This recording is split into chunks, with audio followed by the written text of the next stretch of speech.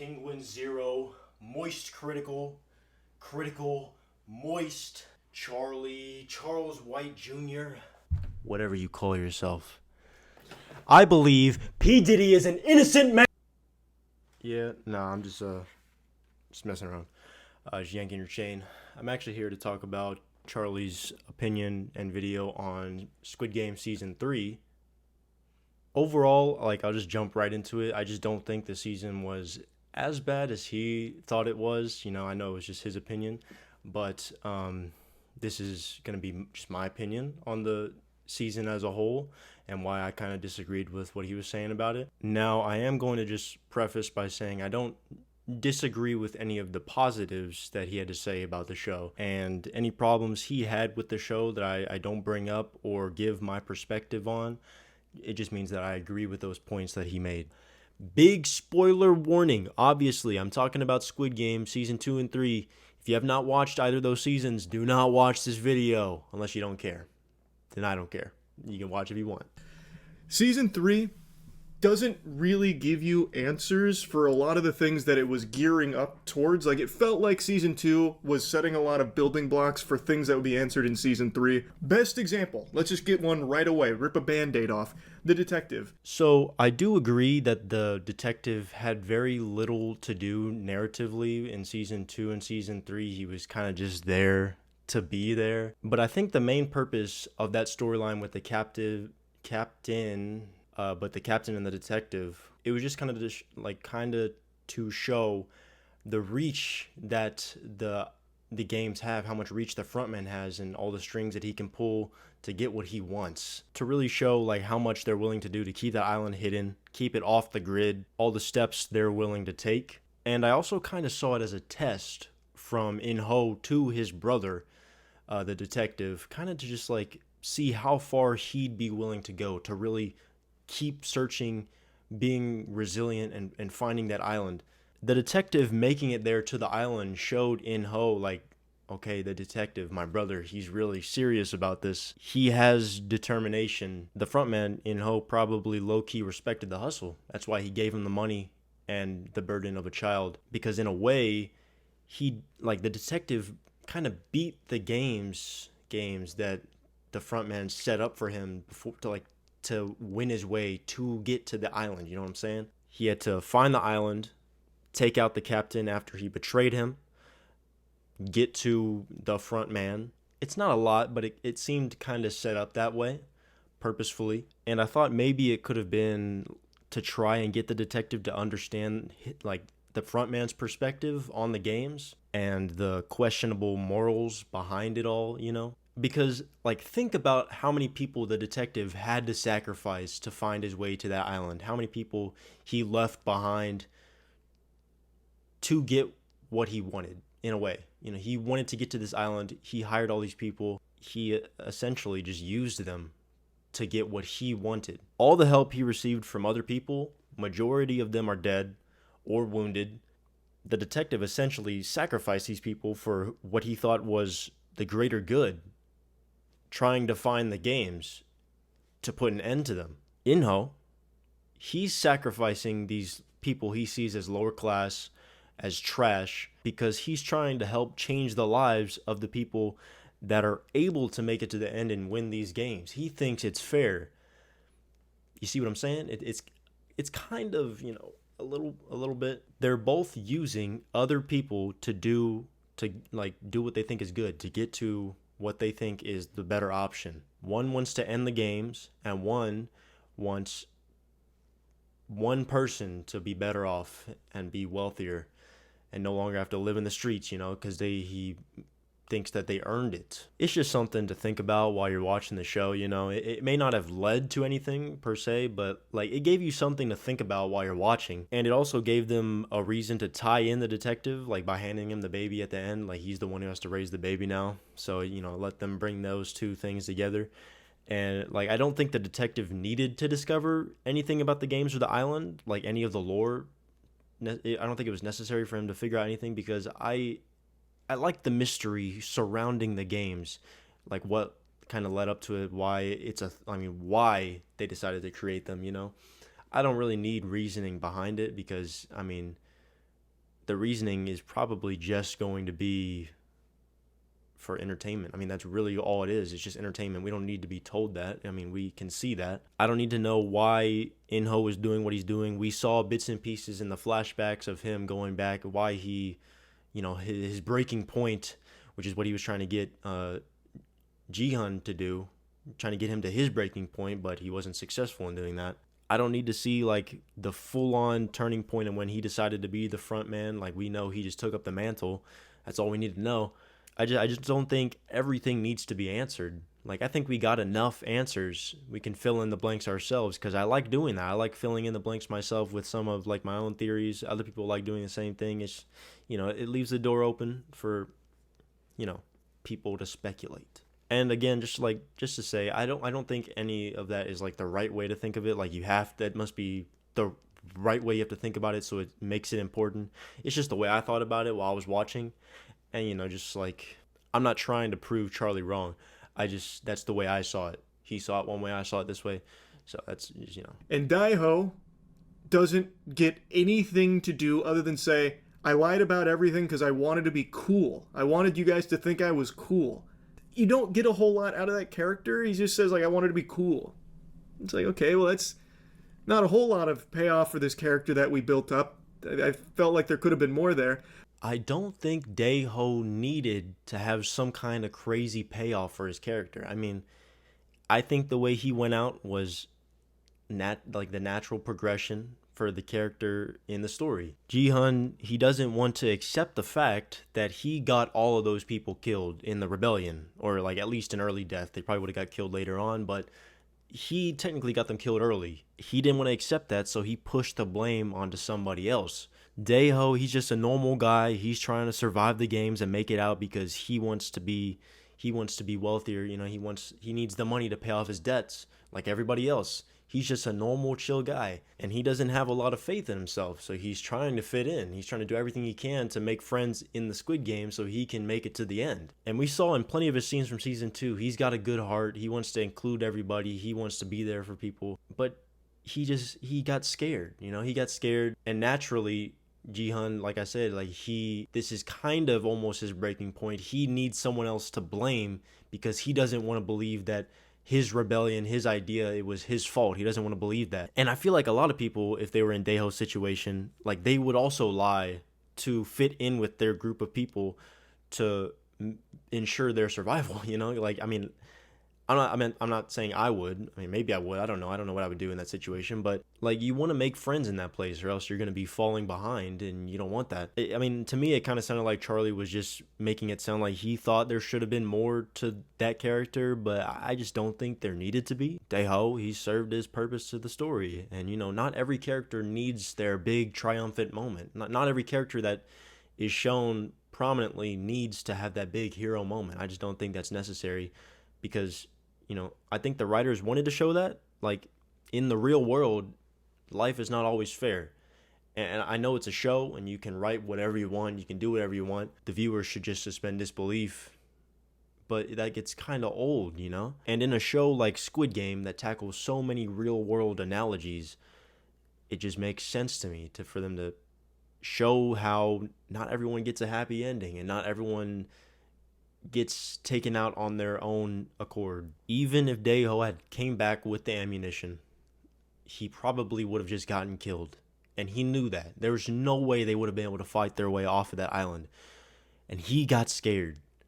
That's not his fault. And they were just showing how Jihan, in his head, he needed to blame him. He needed to blame someone else. And after he kills him, he even says he has that moment of realization. He's, it is my fault. He realizes that, but it's too late for Daiho. He's already dead. That's how the cookie crumbles sometimes. Another great example, Min-soo. He's like very cowardly, but he's not like Courage the Cowardly Dog who like rises up and like saves the day to protect the people he cares about, overcoming his fears. All he does now is he finds the Thanos cross of pills and he starts popping pills and then gets addicted to drugs, so he starts hallucinating and eventually he dies. That's it. Same thing I just said, but with Min-soo. He at the very least got to have his big triumphant hero moment with Namgyu, outsmarting him with brains instead of brawn. But after he ran out of the drugs in the little tin, he's still that frail little shy kid at heart. Nothing's gonna change that about him. Once the drugs run out, it's over. He's back to square one, and that's what gets him killed. Me personally, I thought the show would have him actually like realize he is stronger than he thinks he can be, and I thought he was gonna grab the pole out of 333's hands, like do some crazy like a bow staff, like some crazy bow staff moves. He starts swinging it, knocking people off the thing. They didn't do that, obviously. But the reality is, not everyone can pull off something like that, no matter how dire the situation is. Not everyone's going to turn into some master warrior and be able to fight off people. I thought it was a pretty wholesome send-off to Minsu, like all things considered. Characters like Daeho and Minsu, they get time in the spotlight so you can see not every person can be super badass and have that ultimate comeback story. That's just not how it works all the time, and I actually appreciate that they didn't shy away from showing that. Minsu in season 3 gets reduced to a drug addict, but pretty much just by the old like big bully guy, player 100, and that dude was already a big asshole. He was a piece of shit anyway from the beginning. So him calling Minsu a drug addict, that was kind of just him spewing more bullshit, like just talking out of his ass just to be an ass. His word doesn't define Minsu as a whole. He was just saying shit. At least that's how I see it, And also on top of getting Namgyu killed, Minsu was also the one, even though he was on drugs, he still killed the shaman. He still got her killed. He still stabbed her, he killed her, and she was kind of an ass, she got a bunch of people killed, so she was kind of annoying. So, I'm glad Minsu got to do that as well.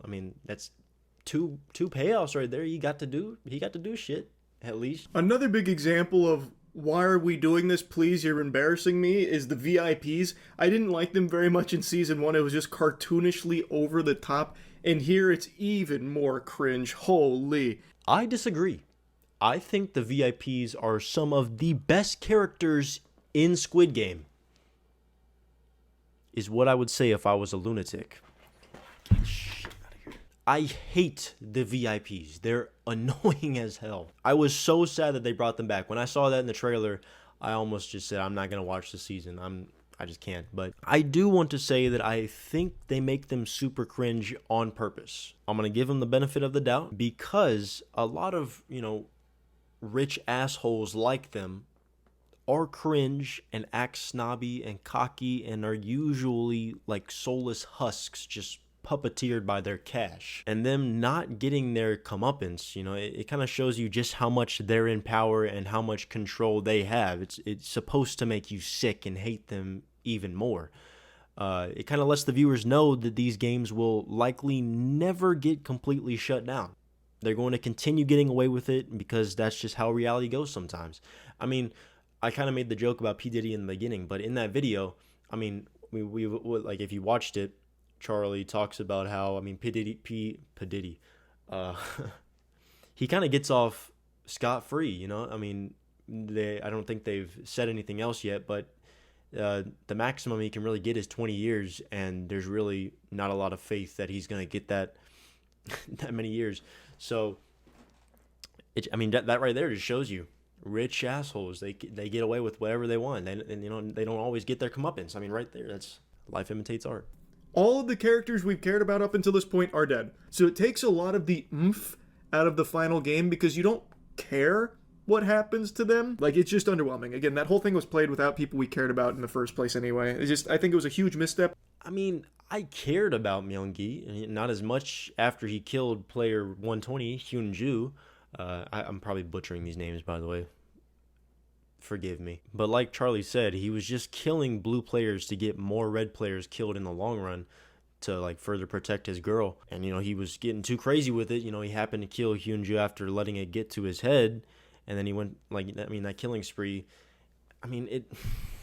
It was bad, It was not a good look for him. But after he had that moment of like he claimed the child as his own, he was like, I'm the father of that baby. I genuinely thought, there's a chance that he could step up right here. He might be the one to sacrifice himself in the end for Ji-hun and the baby. It could. I was like, this is totally gonna happen. I just predicted it. Yeah. Prove me wrong right away. But yeah, no, I cared about Ji-hun and the baby a lot more. I was really worried about what could happen to the baby, because this is the kind of show where they could totally kill off a baby. I feel like that wouldn't. I feel like they would. So I mean, that had me tensed up. That had me like, it was really nerve wracking. Had me on the edge of my seat. I wasn't bored, and I still cared about the characters. I still, like, I mean, even player 100, like, I didn't necessarily care about him. Like, like, I want this guy to make it out of here. I need him to pay off his debts. I like this character. Like, no. I cared about seeing him die. I cared about wanting him dead. I was sitting there like, I'm waiting for it to happen. I need this dude to die right now. So the entire last game leading up to his death, like, it was so worth it. It was so worth it to watch, in my opinion. I mean, it was enough payoff for me, because fuck that guy. Screw him. That made the whole thing worth it, in my opinion. I didn't care about him per se. It was just, I cared about seeing him go splat on the ground. All in all, I don't think Squid Game Season 2 or 3 was something that really needed to be made. They should have ended it after Season 1, because, Season 2 and 3 don't come anywhere close to topping Season 1. Season 1 was, like, peak cinema at that time. That's exaggerative, but I really enjoyed it. A lot of people really enjoyed it. It was a huge impact on the world. I mean, I got this back in 2021. I'm surprised it still fits me, just barely. However, they did it well enough that I enjoyed watching Season 2 and 3. I'm not upset that they were made. Not as much as Charlie was. Apparently, I feel like he probably could have just done without him completely. But I'm glad they were made. And this is, like, definitely cut it here. Because, like, I mean, the games were fun. They were thrilling to watch. It was, like, I'm really glad. I was worried because they did red light, green light first the same. So I was like, oh, they're going to do the same games again. Like, what's the point? But then they did. They didn't. So it's, it was great. It's great. It's fun. It's fresh. The characters were fresh. They were all exciting to watch. Like, watching them all hash it out over and over again, all the conflicts. And I felt like all the characters in Season 2 and 3, like, their personalities, it was all more spread out and more unique this time around. It gave us a lot more interesting character dynamics. I really enjoyed the characters from Season 2 and 3. They were all, like, very much doing their own thing. And that's the only thing I like better than Season 1. Because Season 1, everyone kind of just felt very similar, I mean, I haven't rewatched it in a while, but just based off of, like, clips that I constantly go back and watch from Season 1, it's a nice change of pace to have all these different, unique characters. I thought it was great. Not as good as Season 1. Season 1, like, I mean, honestly, it should have ended at Season 1. It really should have. Like, Season 1 should have just been definitive ending. He just goes to his daughter. He gets to be with his daughter. Voila. And especially, God, the US, we don't need USA. Like, actually at all. We do not need USA Squid Games. Kate Blanchett's cool. That's great. She's got on, like, she's here. That's great. We don't need it. We don't need it. If they're gonna squeeze any more out of this show, out of this IP, make a prequel with the actor for the frontman. Make a prequel showing his games, showing the full thing, because you teased it already. You showed the flashbacks. Just make the Squid Game prequel, the Squid Game front. I don't know what you would call it, but make that into a prequel season. That would be cool. That would be cool, seeing his games, seeing the games they played, maybe some similar ones, come back around. I don't think it needs to be made, but if they're going to keep milking it, make that first. We don't need USA Squid Games. Please don't do this to us. We don't need it. So yeah, Charlie, I respect your opinions. I respect your opinions on the show. I love your videos. I love watching you. And yeah. I mean, if you see this, I hope you enjoyed my opinions on the show, and maybe I convinced you on something. Maybe you're like, oh yeah, man, I see his POV. I see what he's thinking. I doubt you're gonna see this, but I mean, if you do, that's about it. See ya.